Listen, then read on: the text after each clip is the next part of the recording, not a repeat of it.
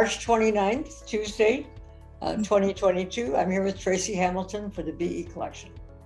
And welcome, Tracy. Nice to finally see you sort of in person. We're getting closer. Well, thank you so much. It's wonderful to be here, and thank you so much for inviting me. I'm grateful that you're able to make it. So you had a busy day, sounded like? Yes, I'm always seem to be the lady on the run with a calendar that's filled to capacity with different duties and projects and different things like that. I actually have a online drum class that I'm going to be teaching after our call, and I do drumming, I do rituals, I do officiating, I work, I do a lot of things. So I'm a very busy lady. Catch me if you can. I've tried. You've been wonderful. I just interviewed a woman, Tasria Asante, if you happen to know her. She's also a very busy woman. So I thought I was busy till I interviewed some of these people like yourself. I'm not that busy. Anyway, so where were you born, Tracy? Born Long Island, born and raised. Born in Bayshore, grew up in Brentwood, New York. A little suburb in Suffolk County on the Middle Shore, not the South Shore or the North Shore, but pretty close to the LIE. Me and my three older sisters all were born and raised and grew up and went to school in Brentwood High School, and I now live in Huntington Station. I've been here for about 11 years. So wow, that's a long time. Yeah, you like it just there? Further west than where I grew up. And where are you in the list of your siblings? Are you the oldest, the youngest, the middle one? I am the baby of the family. Okay. I was the surprise baby that came along when folks least expected it. So my three older sisters were approximately like 2 years apart from each other. And then I came about 9 years later. And oh, really? You got a lot of children then, plus and minus, probably. It's funny. My eldest sister, Debbie. There's Debbie, Sandra, and Pam. And Deb has always said you were kind of like an only child in a way, because there was such a big age gap that went, and a lot of my sisters, when I started to come along, were starting to become teenagers. So I kind of did my own thing and kind of entertained myself, and and I had a great imagination, was an artist, drew cartoons and listened to music, and made tapes. My sixth birthday present was a cassette recorder, and my parents got me. So it was just like making tapes and silly songs and everything like that, being very creative and improvisational, and and coming up with storylines and things of that nature. Pretty and then playing musical instruments when I get whatever I can get my hands on. So were other people in your family as musical as you, or in your? Interestingly enough, the only other artist in the family growing up was my eldest sister, Debbie. She is a fabulous, she drew fabulous art. She actually went to art school. She went to Parsons School of Design, and different career path after that. But nobody else was musical like me in the immediate family. So I don't know where it kind of comes from. It might be more ancestral than I expect or even know. So I was the only one that they're waiting to express themselves. Right. Huh? They're waiting for the opportunity to express themselves. Yeah. Definitely. Just in a variety of different manners. I mean, for me growing up, my sisters were my musical influence. Grew up in a rock and soul household. So when I was very young, I'm a baby of the 70s, just to put it that way. So, so I have like glam rock, like Roxy Music and David Bowie and, Leo Sayer and, Zeppelin. And then on the other side of the house was, Jackson 5 and Al Green. And then as the 70s progressed, my two eldest sisters were into punk music. So I grew up with The Clash and Patti Smith and Talking Heads and the Ramones. And then on the other side, my sister Pam was mostly into R&B. So it was like, you'd have, music everywhere. TQ and Rick James and the Silvers, so And then I got more to like punk and new wave when I was in my tweens, so to speak, is what they call it nowadays. But yeah, that's where it came from. So you're still evolving. Yes, Music, always right? evolving, Right. always evolving. I mean, music has been a serious constant in my life. Mhm. How I entertained myself, how I explored my creativity, I used to rewrite lyrics as a kid just for the fun of it. And then, played along with records and played by ear. I mean, when I had some form of musical training, it was in junior high school. I played violin in Oh, orchestra. I wanted to play oboe, but I couldn't get into the band because they had it all closed. They filled up. So and in my senior year, one of my friends, Sue Gross, you know who you are. Now Sue Cross, because I married her and her wife. What'd you call it? She talked me into the radio station, WXBA, and also talked me into the marching band, to play in the marching band, which was the Green Machine, the Brentwood Green Machine. And I got stuck with a bass drum. I had no clue what this instrument was.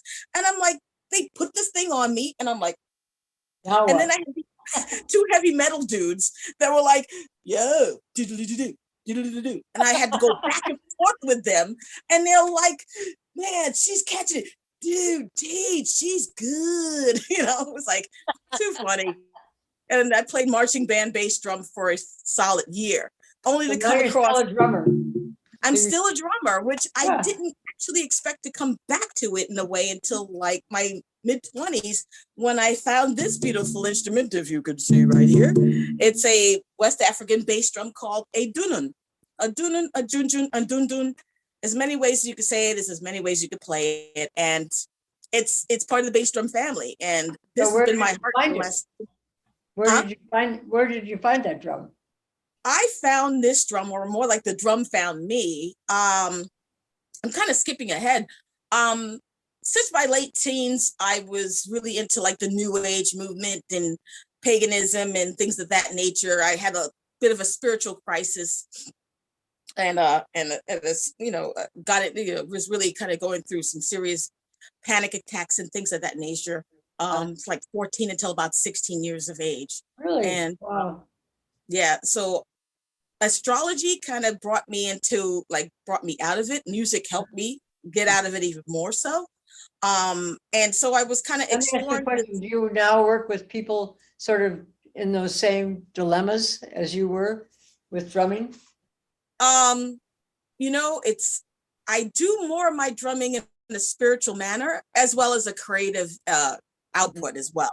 Mhm. So it's kind of like, for me, it's kind of like three sides of kind of like a triangle. I call it like a sacred triangle. I have the social communal aspect, like with drum circles, drum facilitation. I have the creative aspect with it, jamming with people, creating music, etc. And then I have the spiritual aspect where I use it in ritual for healing, meditation, kirtans, however I'm, called to use it. But I wound up finding this instrument at a women's festival, women's spirituality festival, at the time called Woman Gathering. It wound up becoming Where Women Gather over a number of years later. And but this was like back in 96, 97 that I went. 97 was where I found the drum. And I wasn't looking to play. And it just, there's a whole story that's with it. But I wound up really being I see of it. attracted. Yeah. It was the only drum of its type in the sea of other drums that were being played that weekend. It was like a 4-day weekend. And I knew by the end of it that I needed to purchase that drum.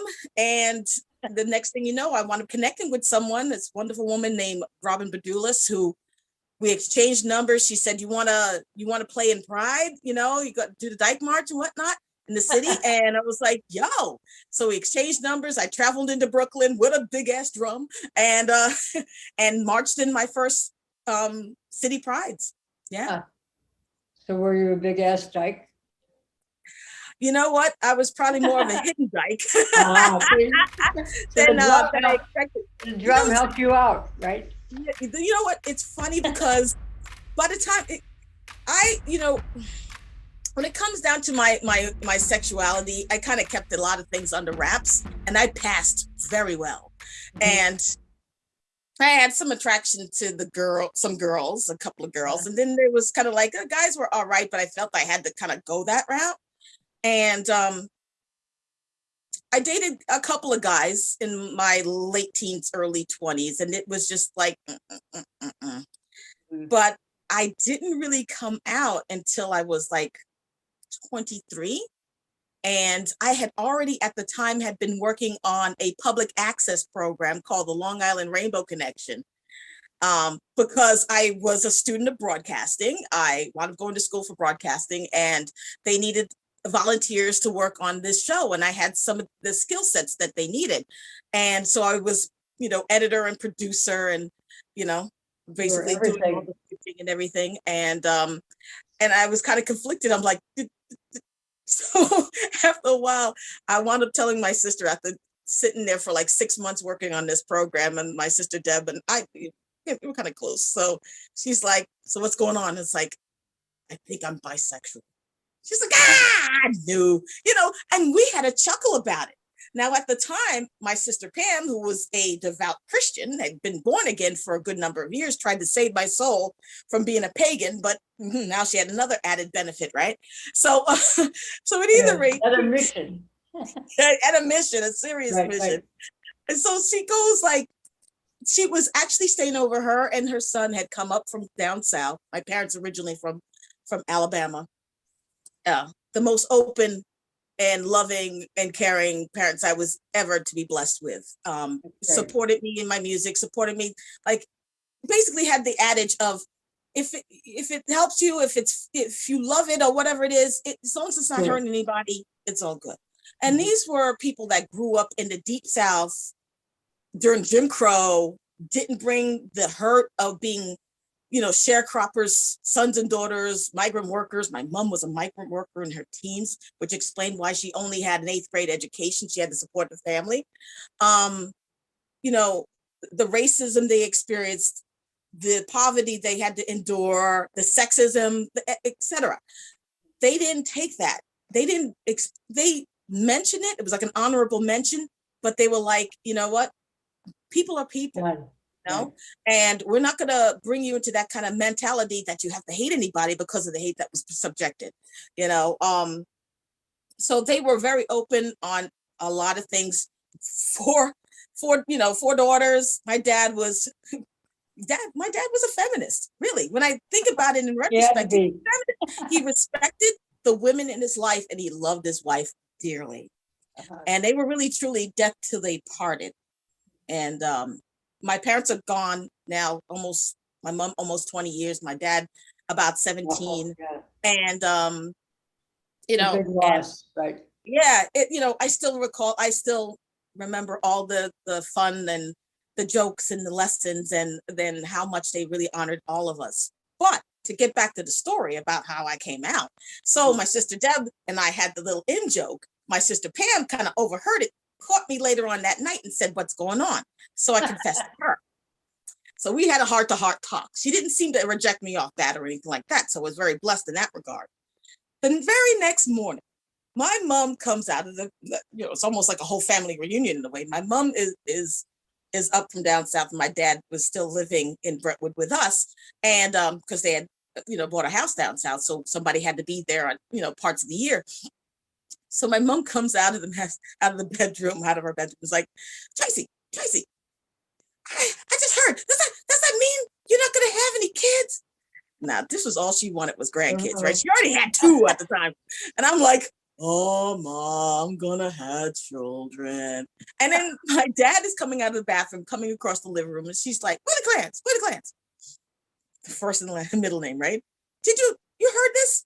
My dad kind of looked at her and looked at me and said, she's still my daughter, and kept on going into the bedroom.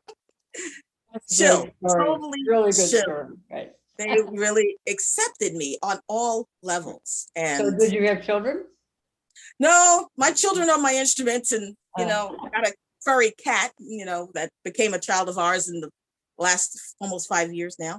But yeah, that was my coming out story. I didn't come out. Right, Like right, right. everybody came out for me, you know, and Gotta sit and back and Sister let it Sandy happen. at first was not really accepting, but she kind of understands now. Mhm. Only took So about for your some. music, has there been a mentor or some significant person that inspired you? Or You know, my inspiration comes from so many different places. Mhm. Um, Is there one person that but comes to mind one more than person, others? you know what? I think of my orchestra teacher, Mrs. Blitzstein, because she saw a talent in me when I first started. Excuse me. So when I started playing violin, I couldn't read a lick. Music sight reading and sheet music, it didn't make any sense to me because I played everything by ear. So I Right. basically listened to everything and played it by ear in second violin for the whole year until she caught me and said, "You come here. Second seat, first violin. We're going to help you read and everything like that." So she took me to through the drills, doing NISMA, which is like the New York State, Music Association, blah blah blah. All these different things. And for a good solid 2 years, she was training. And then I Great. went on to a different school, and then that was the end of that relationship. But I remember, as far as any formal teacher in music, because life has been my teacher, spirit has been my teacher most of the time, not only musically but also spiritually as well. But there's certain people that come into my life that kind of gives me that extra push. But yeah, she's the first person that comes to mind as far as an early, musical experience. And I'm going to talk about titles Right. because my career path has changed so often. I was in broadcasting, working for Viacom when I was working through college. That was my way of getting through college. It took me 6 years to get my, bachelor's in communication arts. And I worked my ass off to get that. Good for you. And then I went from that into archiving. And then I went into that into like admin, administrative assistant. Then I went into that into customer service. And then I went back to admin. So it's not like, the thing that sometimes, and I'm going to put this out there to all the people out there that feel that titles are more valuable than what you can give to the world. Because when we talk about me as a musician, music is not like it was 50 years ago where people can go busk on the side of the street and get some money and be able to pay for their $100 rent per month. Older generations had a little bit more of an advantage because just the way things are nowadays, it doesn't make it easier for the younger generation to get out there and do stuff when, companies like Spotify only pay you like less than a cent. And then music, companies like record companies, there's only 3 in the whole entire world. And people can, experience music in so many different ways that they don't even want to care about going to see people live, which is the only pretty much the main way people can make some money. But it's on Long Island, for example, it's mostly cover bands. Let's just put it out there. So there's a lot of people that I know that this is a side hustle, that this is they need the job to pay for benefits, to take care of their kids, to have insurance, to pay the bills. And then they're working on the side doing their music. And, and some people retire and they've got their pensions and still doing music that way. It's not often a full-time gig for a lot of people. So what I say for those out there that are doing their hustle, whatever that hustle may be, whether you're an artist, whether you sew, whether you tap dance, whether whatever it is that your passion is, and you have a full-time gig doing something else that may not be your passion, don't feel embarrassed about it. You need it. We all have to live. So it just seems to be that, however your passion is, keep doing it. Don't matter what it is or how you do it. If you can still have your toe in it, that's better than nothing. First woman I interviewed actually was Pat Williams, and she was a foster child, and so she went to school. She pushed herself through school. She got a degree in social work, and then she realized she was lesbian, and she was going to have to support herself. And so this social work job wasn't going to do it. And she became a tradeswoman. And she ended up being the organizer of all these big buildings behind me in downtown Los Angeles. And because as a lesbian and as a woman, we need money. Mhm. And that's what you're talking That's- about. Keep your passion Mhm. and earn your money. Don't be, you can do both. Yeah. Absolutely. So when did you really come out as a lesbian other than to your family? When was your first relationship with a woman? It come down to relationships. I didn't have the best decade of the 90s. I'll just tell you that straight up. It was like a cyclical kind of like 3-month thing with people, and then they just disappear. And later on, did find somebody I fell in love with, but then that wound up ending in a not so nice way. And I said, F it. I'm just going to be like, I don't care if I'm single for the rest of my life, whatever. And then along came a woman, and by the name of Bonnie Ginsfried.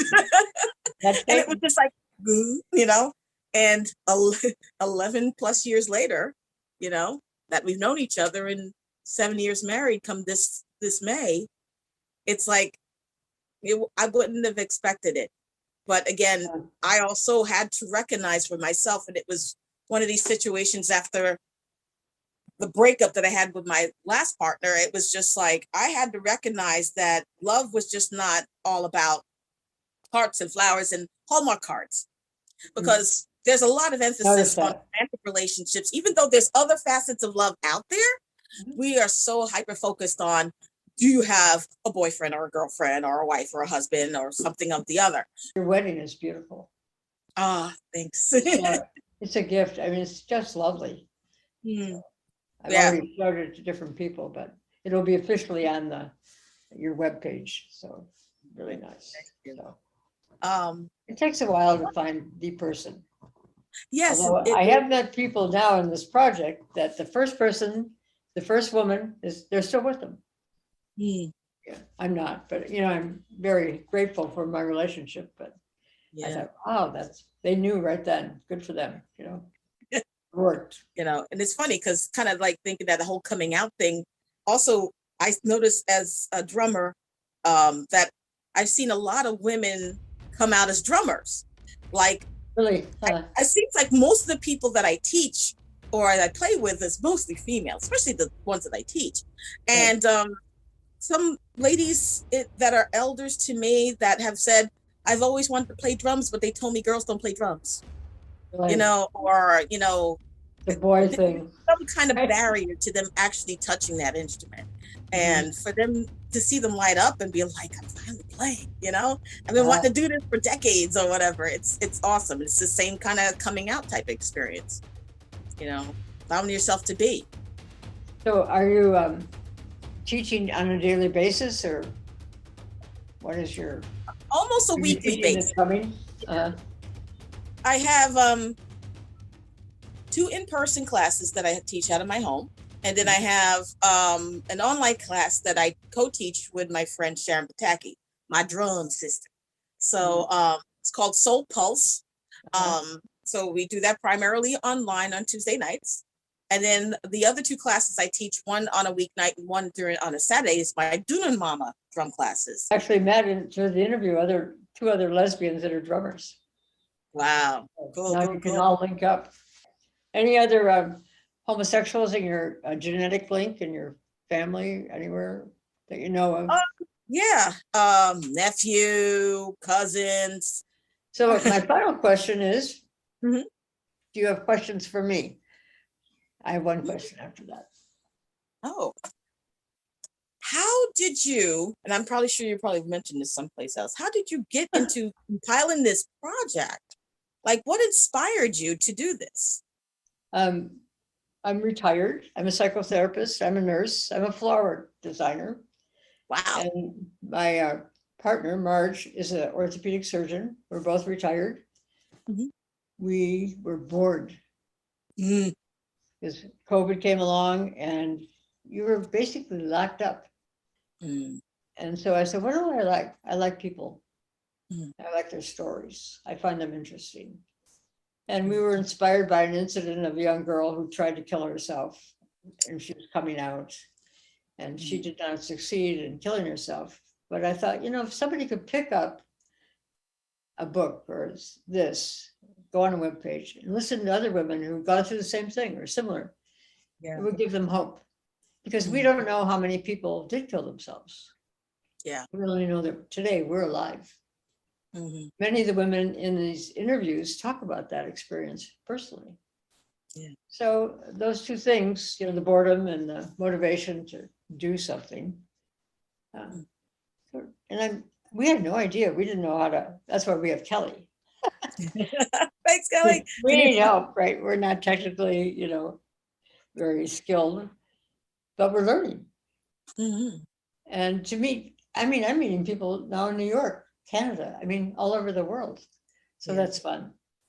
Wow. And people, That's depending on where you live, you look at things differently, not only for how you were brought up, but your space of living affects that too.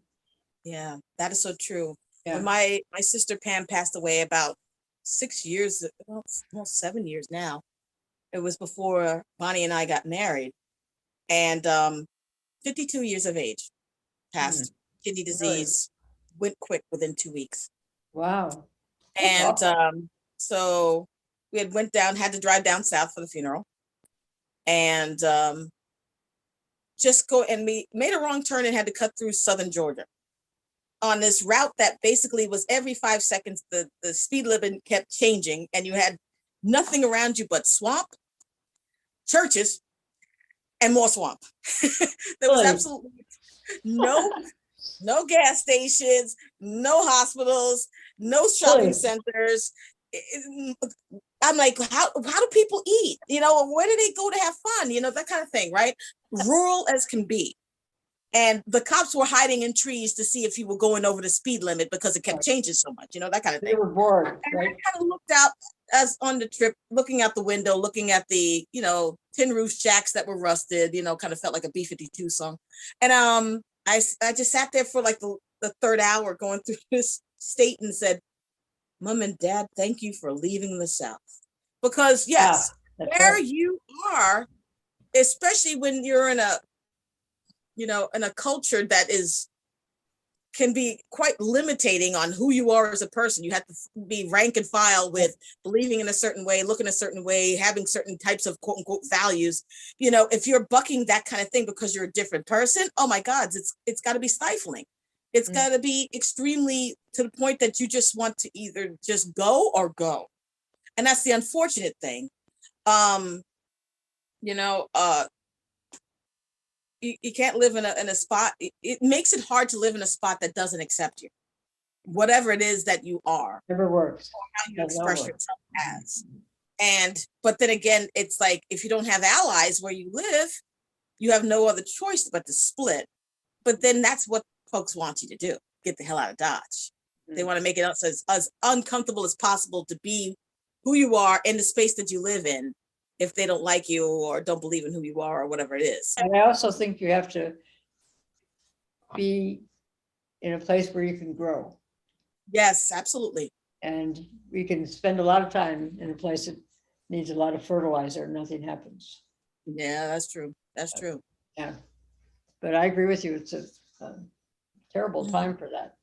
In closing, if you knew that your life was going to end shortly, how would you like to be remembered? How would I like to be remembered? The one that like to put a smile on people's face. Love Nice. them for who they are. Uh-huh. And just the colorful person that I am. I think of this, that one thing, the sense of humor is just in the compassion that I like to, imbue in the music and the spiritual, just letting people be who they are. It's such a wide, it's a question that can put a lot of like spin on it, because it's like, you just want to be remembered. A lot of the times people just want to be remembered. It's just like they say with the ancestors, you call the ancestors names, that's how you're remembering them, then that's how that keeps them alive on the other side. And, I think it's a human need not to be forgotten in some kind of manner. So however it is that you are, and the beautiful aspect of your spirit that comes through, you want that to shine forth and people to remember that in some kind of manner. So you've got it. You do. Look at your smile. So thank you. Nice to meet Thank you. you. Thank you. Yeah. It's such an honor and a pleasure. Thank you. Likewise.